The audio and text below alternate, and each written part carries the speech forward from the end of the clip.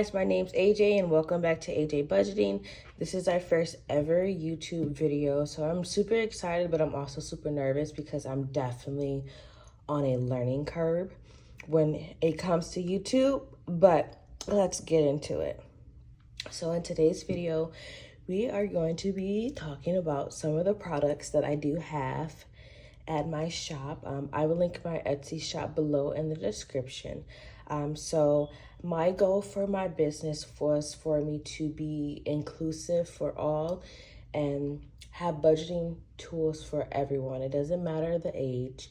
My new book that I'm coming out with that I don't have a demonstration for, it is from preschool, which is like ages 3 and 4, all the way up until 5th grade. So I'm super excited for that one. But let's just start off with some of the ones that I have with me now. So the first one we're going to talk about is our Teen Savings Guide. So ideally, this book is for middle school, so ages 12 to 13, all the way up to high school. So basically 6th to 12th grade.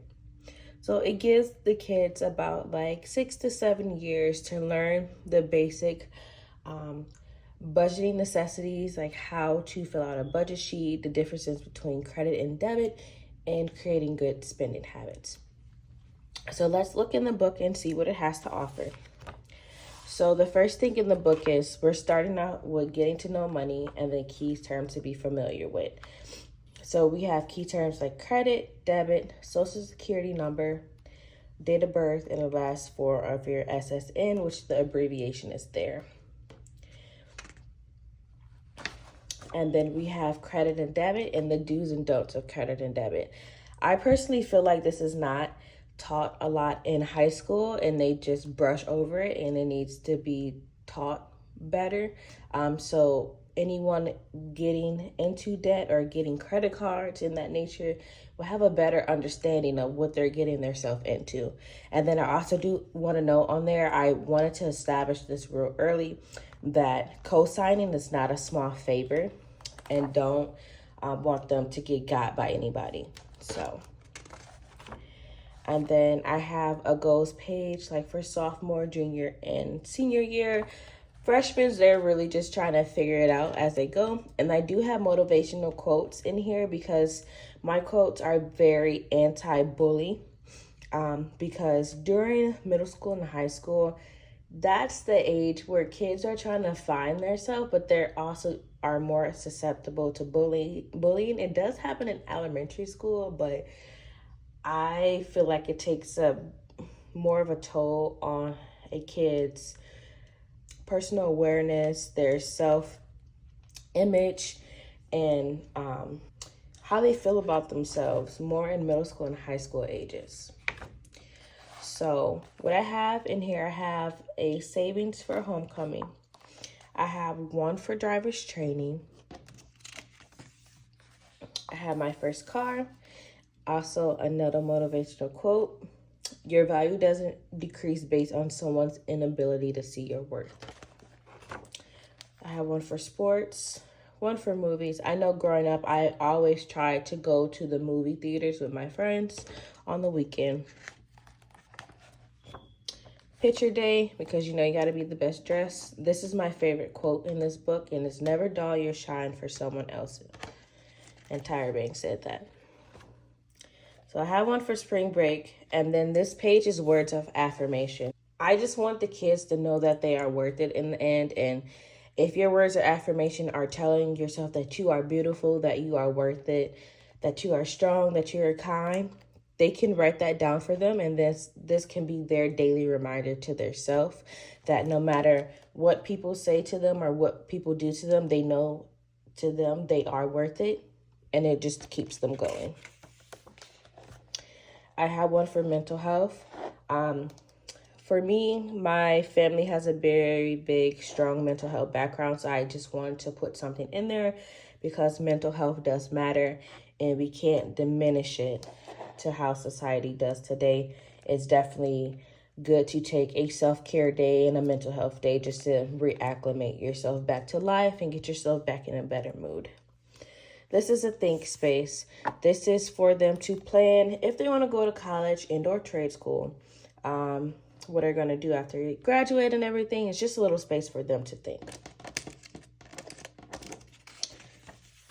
I have one for prom because, you know, everyone spends the most money when it comes to planning for prom. And then this is where the book starts to shift. So I have college tour, but I also have trade school because not everyone goes to college. And we definitely want to establish that. So this is when we're getting into the creating good spending habits because we're preparing them to have a job. Some of these challenges can be used when they start working, because I know in some states you can start working at 14. However, that's not the case for every state. So I want to put it in a good point in the book. So this tells them like how to create good spending habits, what are bad spending habits, how do you start, and what's a goal. So this is an explanation of how to use a budgeting tool. It's where do we start and expenses. So I did label out the fixed, variable, and the debts because in middle school, high school, they should not have any bills for real. So this is like a generalized type budgeting tool. And then I do have a couple in there so they can get in the habit of tracking their expenses early. And then I have my first job savings. This is just like a little challenge where I challenge them to save $50 per check every time they get paid, no matter what. That way they can have a little fund for themselves at the end. And all in all, it'll be about $1,200 once they're done. I do want to challenge them to do a 30-day savings challenge. For this one is you pick a month with 30 days. You can either use, like say for instance, you do October 1st, you say $1 and so forth. However, this one is more simpler. So if you want to say for the month of October, your goal is to save $30. Basically, you'll be saving about $1 a day. But it's just how they want to do it. My main thing is something saved is better than nothing saved. So even if they only can save a penny or even a quarter, that's still something saved. And then I have one for the 31-day months. I have a spare change challenge. This is just a challenge for them to save all of their spare change and just have it accumulate over the years, because I've seen so many videos where people save their spare change for years, and when they return it, it's like hundreds of dollars. This is just a $1 challenge. It just helps them save $1 bills. This is the month of savings. So this is the one where you choose the month, and say for instance, we're going to do October. So October 1st is going to be on a Monday, hypothetically. So Monday, you're going to save $1 for October 1st. For October 2nd, you're going to save $2. And so forth. So that's how this one works. And then we have a $5 challenge over here. And then that is the end of the teens book. So again, this is our teen savings guide. It's good for 6th grade all the way up to high school. And this one I really like a lot. Now we're going to get into our college savings guide. So the saying is all college students are broke, LOL. Not all of them, but you know what I mean. So that's why I call it the broke college student, because in college, most of your money is spent on textbooks, housing, tuition, and so forth. So this book has smaller amount of challenges, and it's more easier to do for a college student over a period of time. This is for people that's going to college. Because it has like college stuff in here. So also in this book, we do have creating good spending habits, because if it's not taught in middle school and high school, or if they're already old enough to where they only fit in this book, it's still in this book as well. So it has the creating the good spending habits, how to use a budgeting tool. And then their budgeting tools is more in depth, because in college, you might have more bills. You might have a car note, car insurance, all that jazz that you wouldn't have as a high school student or a middle school student. So there's a couple pages of that in here. And then we get into credit and debit card and the do's and don'ts. Just in case they're getting this book when they're going to college because they technically don't fit within the teen savings guide anymore, the same information is in here so that way they're not missing out on anything. And then I have what are your goals for the year? This can be used for their entire college career or just for that year. Like my goal is just to pass all my classes my first semester. Cool, write that down. And then when you accomplish it, check it off. And then college students always run on coffee or some type of caffeinated drink. And if they don't, they're just the oddball out, which is fine. They can use this challenge to save for like tea or something. So this is just coffee run. Each coffee cup is $5 because that's the average cost of a regular standard coffee. I have textbooks are expensive because they are. So this one is a build your own challenge. You can make the textbooks the amount that you want to and then check it off as you go. I have one called Bare Necessities because these are the hygiene products that you need in order for you to live comfortably either in the dorms or off-campus housing. So each item is worth $7. And this should be enough to get them through the entire school year, especially if they're sharing products. They can have products for themselves and or the roommates. I got 5 on gas because, you know, we always got that one friend that's like, can I catch a ride? I got gas money. So this one is tailored towards this.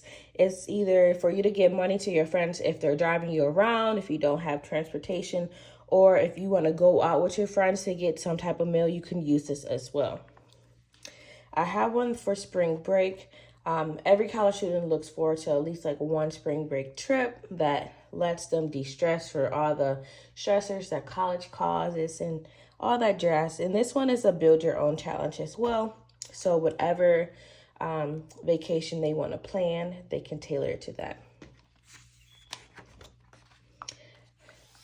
Remember in the Teen Savings Guide how I said I'm really big on mental health? I really do mean that. So in college, you want to succeed and not fail. So that really takes a big toll on your mental health. It's not just because like you're studying and your classes are hard and stuff like that. It's more like you don't want to let anyone down and feel like a failure. So as I said in the Teen Savings Guide, mental health matters. And if you need to take a day from your job, this should be able to cover a missed day at work. This is the goal for this challenge. If you need to take a mental health day, you have money set aside to do that. Everyone is really big on building their college resume, especially when they get out of college for jobs. So that's why I have sorority and fraternity dues, because one, these things are expensive.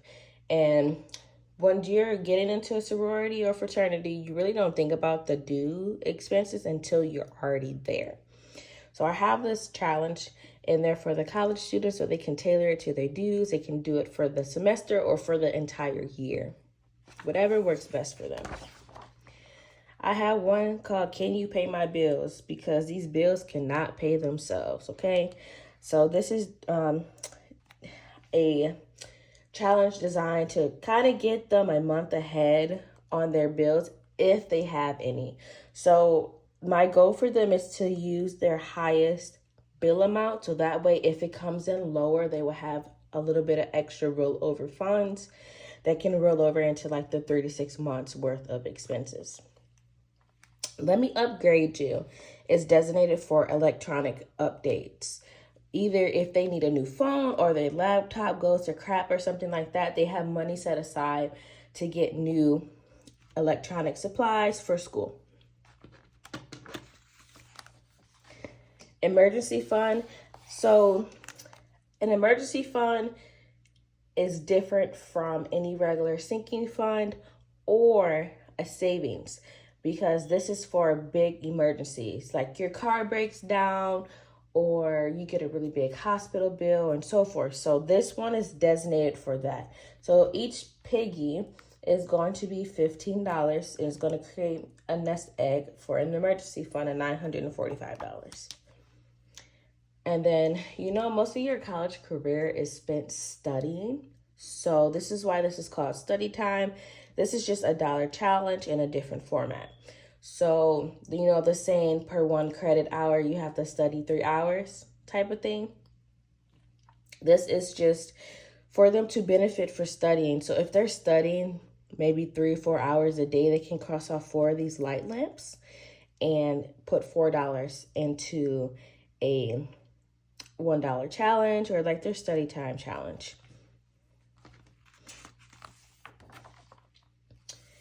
This one is called Don't Stop, because I know college can be hard and it can be daunting and time consuming, and it takes a toll on you mentally and physically. However, I want to encourage them to finish what they started and to never give up on their goals. This one is for car maintenance, because college students really don't think about cars when they're in school because they have so many other things to think about. So it will suck if your car goes to crap and you're not prepared for it. So I wanted to make sure I put that in there. That way, if something happens with their car, they need new tires or so forth, they have something set aside for that. Fast food, most of your college career, if you don't have a meal plan, if you're not living in housing on campus, you're going to be eating out a lot. So I just want to encourage them to save ahead for that and or use this for groceries as well. So it's a $700 goal. They can repeat this each semester or do this for the entire year, depending on how they budget their meals. And then the last page of this is a 30-day no spend. It's just to get them in a habit of trying not to spend all their money and only spend on necessities, and maybe take a break for spending on wants for a month. So this is the conclusion of the college student book. Remember, this is for college students that are in university, for them to save for college and for it to be manageable. The next book we're going to get into is our long-term savings challenges. This is for long-term goals. There are some big numbers in here. It can be low budget friendly, because I do encourage you, even if there's a time restraint on here, you can always go on your own pace. Go at your own pace, LOL. Like, if you want to do one of the challenges and it says get it done within 3 months and stuff, but you can get it done in 4, that's fine. Get it done in 4. These are for long-term goals. So we're going to get into this. And you see the challenges range anywhere from 3,000 to 100,000. And you'll see why they're long-term goals. So in this book, we do have quotes as well. We do have your goals for 1 year, 5 year, and 10 year. And here, I do have some debt payment hacks for car payments, credit cards, and mortgages, things that I've learned. I've been a first-time homeowner in the state of California, which is crazy, for almost a year now. I'm coming up on my year anniversary in December, so I'm super excited for that. So I have some credit card payoff, because a lot of people more than not have credit card debt, and we need to just get away with that. A car loan payoff, so you can get rid of your car loans, stacking my coins, just saving all your coinage.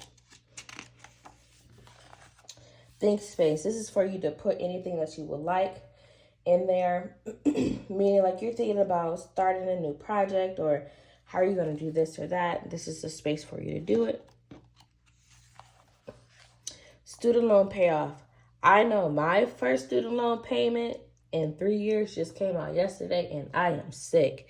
So I need to nip this in the butt like right now, because I'm not about to be paying Uncle Joe all that money in like 10 years. No, I'm okay. We're going to do that. We're going to knock that out. When I was going through my home buying process, I learned so much about mortgages that I did not know. What people don't realize is that you are going to get 100+ documents, and that does not include how many documents that you have to send in order for you to even qualify for your home and to get the house. That part in itself is just crazy. So I wanted to put like all the key terms, things that you would need in order to know what you're getting yourself into. And this is like the down payment challenge that goes with buying a new house. This helps you save for either 3.5% if you're getting an FHA loan, or the whole 20% if you're getting a conventional loan for your house. I do want to let you know that if you use a FHA, which is like the 3% down, and you have a PMI, which is a private mortgage insurance, once you get at least 20% of equity in your home, you go back to your lender. You do not refinance, and you ask them to do an evaluation on your home again, which you do have to pay, I think like $1,000 to $2,000 for the home evaluation, but it knocks off the PMI without you refinancing. Because if you got into your loan and your rate was like 4% and now the rates are like almost 8%, you won't be able to afford your house probably at the 8%. That's a 4% increase. So let's not get got by these banks and do the smart way. And then we do have 30-day no spends in here as well, and a 31 no day spend in here as well. And it's not about how much money you make, it's how you save it, which is very true. So retirement, I know in my generation it's an afterthought because they're already telling us that the Social Security stuff is going to run out. So you have to be proactive instead of reactive. So these are the different type of retirement accounts that you can use. And then I did make a Roth IRA max out challenge because this year they raised the amount that you can contribute to $6,500. And the difference between a Roth is it avoids all the taxes on all the money contributed if we're drawn after basically you're 59, almost 60. So it's tax advantages for this versus a traditional 401k or 403b. So this is just 1, 2, 5, stack it up. Each gold bar is 125 and each stack of 6 is 750. It's just encouraging you to save. This is one of the ones where it doesn't have a time frame and you can tailor it to your budget. If it takes you 2 weeks to save 125, that is perfectly fine. You do it at your own pace. So now we're going into the quarterly month ahead gist of things, which every 3 months is the first is 1 quarter. So January to March is 1 quarter. April to June is another quarter. July to September is another. And then October to December is the last one. So this is designed to get you a month ahead. So you want to tally up how much your highest bills were for the month. If your bills, for instance, were $2,500, once you finish this, you're going to have an extra $500 that you can just roll over into your 36-month expenses. But if your month ahead is about $4,000, you can use the first one from January to March and the one from April to June to get a month ahead on your bills. And for this one, I did make it easier. I tailored it to have smaller numbers so you can just cross off and go at your own pace. If you want to do it monthly, it basically equals out to saving $1,000 a month. But some months you can probably save more than others. So just go at your own pace. And then this is my own personal copy. So all of the books are very high quality and the permanent markers don't bleed. What I mean by that, you see this mark right here? If I flip it over to the other page, do you see it? Did it bleed through? No, but you can see it right here. I wanted to make sure all of my books were easy for people to mark, but it did not bleed through. And then we have another quote in ThinkSpace. This one is my favorite one. This one is called Baby, Baby, Baby in Endless Love. It's encouraging you to basically start planning ahead before you start settling down and having a family. Because kids are expensive, diapers are expensive, formula is expensive. So we're looking for the best ways to save for our child, and these are some of the best ways. Open a savings account, a custodial account, a 529 plan, which is only for educational expenses only, a Roth IRA, setting up a trust fund, or just teaching them how to save. And then for the endless love, the idea for this, so you see 1 through 18, they're scattered everywhere. So for year 1, the goal is to save $3,600 for that entire year, not a month, for that entire year, all the way up until they turn 18. Now, if you have more than one kid, you can still save the $3,600 and just do this challenge once, because it's going to yield you about $65,000 over the course of 18 years. So this can be used for educational expenses, helping them buy their first car, or so forth. So you can use this for every, even if you have multiple kids, and for whatever you want, basically. 313, run it up. So I am originally from Michigan, so I had to represent my home state. This is just encouraging to save, because back home, everyone's always running somewhere. So that's why it's running up, because we're always running. And then I have birthday behavior. This is just to save for your birthdays. Each milestone in life is a big one. If you're turning 30, 35, 40, your last year of your 20s, like, you can use this to save for that. And then, you know, holiday season is upon us. So I do have a Christmas savings one, and you can tailor this to whatever your needs are down here. So you can make each ornament whatever amount that you want for a total of the amount that you need. Road to 50K. This is just encouraging you to save 50K over the course of however long it needs to take you. So each car is worth $500, and this does not have a time frame on it. So if you're using this also to buy a home, you can use this as well. And then this one is all my money. This is another Michigan saying, because they're like, you going to work today again? Yeah, I'm on my money. So this is just for you to save $1,000 a month for the entire year. Again, if you can't do that and it takes you 2 months to do it in 2 months. That's perfectly fine. My dream wedding. I see a lot of people are getting engaged, and since it's about to become the holiday season, a lot of people are about to be getting engaged around Christmas, Thanksgiving, and New Year's. So you need to be thinking about how much money you're going to be spending for a wedding, and then start planning for that now, because weddings are expensive. They are not cheap. And then I do want to say, small amounts saved daily add up to huge investments in the end. That is definitely true. That's why I say something saved is always better than nothing saved. And this is another ThinkSpace. So we have big goals, okay? If your goal is to save 100K, and you need to do that in order for you to buy a house comfortably, or you can use this for large debt payoff. Like, you want to pay off your car, all your student loan debt, all your credit card debt in one go. If you hunker down and do this, you can accomplish saving 100K in 5 years. 5 years. But you have to hunker down and do this.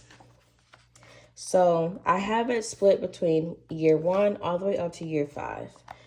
I did not want to give you any time restraint on doing this. So how I configured it is the first 6 months, you're saving $385 per week, which equals out to $1,540 per month. And this can be done individually or with your partner. So you can alternate every other week with your partners if you would like, and so forth. And then for the last 6 months, you're going to be saving $360 for 5 weeks. So that means if there's not a 5-week month in this time frame right here, then you can just double up and do it that way.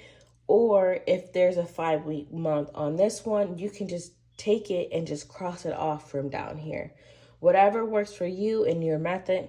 I just want to encourage you to just start saving for those big expenses before purchasing them and then going into more debt. So 3, 4, and 5. Vacation, because you know we always need a vacation with bae. So this is for you and your bae, which can be your boyfriend, girlfriend, your husband, whatever. For y'all just to go on a vacation, have fun, relax, and just be free of all your life responsibilities during that time. All about the Benjamins, just encourage you to save all your $100 bills, because over time it can add up to about $7,000. And this is another challenge that you can do at your own pace, and it definitely can be low budget friendly. The last challenge in this book is an emergency fund. Again, emergencies happen and they can be unexpected, and we need to be proactive instead of reactive. So that means we need to prepare before anything happens. So this one is a build your own challenge. You can make each caution sign the amount that you want for your total goal, and then you can go at your own pace as well. So this is the end of our long-term savings book. And this book, I do want to note, has a potential savings of over $250,000. So it's not going to take you a year to do this book, because that's crazy. This is more like long-term. Like, it's going to take you a couple years to accomplish everything in this book. But if you do, you would have saved so much. Last book that we have in our arsenal is the travel budget book. This is by far the favorite book I've created, only because I love traveling. I love exploring different places, and this book can get you there. This book has so much information in it that you're going to love. So let's get right into it. So for this book, I have a table of contents. So in this book, you're going to learn what you need, how much it costs, things to consider, and then I have some domestic areas to the United States, which is Hawaii, Las Vegas, and New York, international travel do's and don'ts, and then we get into the international destinations. So we have Bali, we have Greece, Mexico, South Korea, and then I explain to you how visas and how do they work, and then in conclusion. So what do you need? So different states have different things. I know in Michigan, we have something called an enhanced ID, which gets you into Mexico and Canada. However, in California, you need a passport to get into Mexico and Canada. So I have the explanation of that. And then remember, everyone, if your ID does not have like the gold stamp at the top, which is a star or a bear or whatever your state is doing, it's going to be harder for you to travel within the U.S., so make sure you go ahead and update your IDs. And then I do have little fun facts in here at the bottom of each page. So how much does it cost? It's just like a general overview of the cost for travel. So your passport is about $200 with the fees and taxes and everything. Traveling with the U.S. can range between $75 to $300 per person per day. And then traveling internationally, it can cost anywhere between $1,800 to $2,500 for a 7-day vacation. And then I just want to say, like, this is just for money for food and travel accommodations during your stay. There are more things to consider. And then the plane ticket cost, average cost is like $1,368, and the average cost for a hotel is $144. And then the best time to buy an international plane ticket is approximately 171 days prior to your departure. I would recommend using Google Flights to track your flight and do it on your private browser so it doesn't price gouge you if you have an iPhone. If you don't, use a VPN so it can't remember your location. Just to make sure they're not going to up the prices on you because you're tracking flights. Budgeting 101. This is the first budgeting tool that's introduced into the book and encouraging you to get your passport so you can go and see these destinations. So things to consider when you're traveling to United States, the Caribbean, South America, Asia, and or Europe, you need to figure out when it's high season, when it's low season, when it's going to be ugly outside, when it's going to be super hot, and all that jazz. And this has all that information right here for you. And then another thing you have to consider is your currency and how it exchanges in different countries. So for the US dollar, let's use euro for example. So the US dollar is weaker to the euro that's in Europe, meaning for $1 US, it's only going to get us, I believe it's 93 cents for a euro. So that means you'll take $1.07 in order for it to be equal to €1. So you just need to be mindful of that because your money can either go farther for you or it can go shorter, depending on your destination. And then down here, we have like some of the places where your money is going to go farther. So the strongest countries for the US dollar is the Vietnam, Mexico, Thailand, Chile, and Belize. But the weakest, listen to this, is Kuwait, Bahrain, Oman, Jordan, and the British pound. And the reason why for the first floor is because these countries have a lot of oil. Their money is backed by oil. Now we're getting into the destinations. So each destination has a rough planned trip for you, meaning it has things to plan for, the average cost, the 2 different destinations or destinations that I recommend, and how much you should budget for. And then it comes with its own personalized budget tool. Each budget tool is representing the country and or state. So this is the Hawaiian state flower for this one.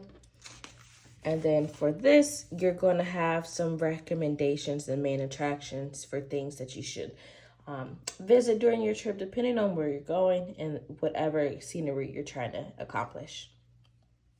We have the same thing for Vegas.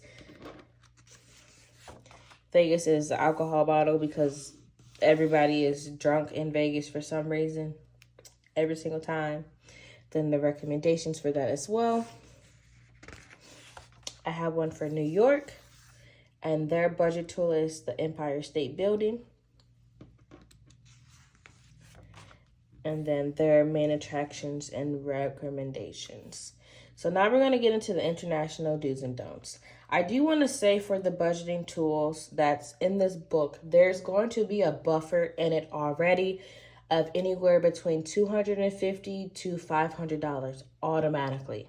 And it can be even more if you use smart methods when you're booking your flights and your accommodation and stuff like that. So it can be even more. So this can be way more than what you need, but you won't want for anything during your trip because it's already allocated towards it. So for the international travel do's and don'ts, I did list off some things for you not to do, especially when exchanging money. Don't go in like a backyard alley and do it. Go to like a safe space and do it. Don't walk around with a big loose purse. Pickpocketing is especially very prominent in Europe. I don't know about other countries, but I know it's really big in Europe. So they do recommend having your bag in front of you on your chest or wearing a fanny pack. So definitely some things to consider when traveling, especially to the Middle East. They do have gender roles that exist. Make sure you dress appropriate to the customs to make your life a little bit easier. Just follow their rules and regulations, their laws. Don't lose your temper. And most importantly, do not expect for everyone to speak your language because Google Translate can come in handy during travel. If you just download it on your phone, you can conversate with someone in any language that they're speaking. And you can use the photo feature for them to translate text that is in foreign language into English for you. So this one is going to be for Bali. Bali is the most expensive thing about Bali because in Indonesia, your money goes super far, is the plane ticket. Now, Bali's biggest mode of transportation is scooters. So I wanted to represent that. Then I have some recommendations and main attractions for them as well. And then for Greece, I have things to plan for. And then for every single destination, I have in bold like the best time to visit, why is this the best time to visit, and when's the cheapest day to fly to Greece. For them, I have the little vases that are from, it reminds me of Hercules, and they're like literally throughout the entire country. So this is like one of the things I really wanted to represent, because Greece has a lot of historic sites there, and what you can see on the recommendations. So I do have some historic sites, some cities, romantic islands, and if you want to just go there for the nightlife, I do have those recommendations as well. And then we have Mexico. And then for their budget tool, it's a sombrero.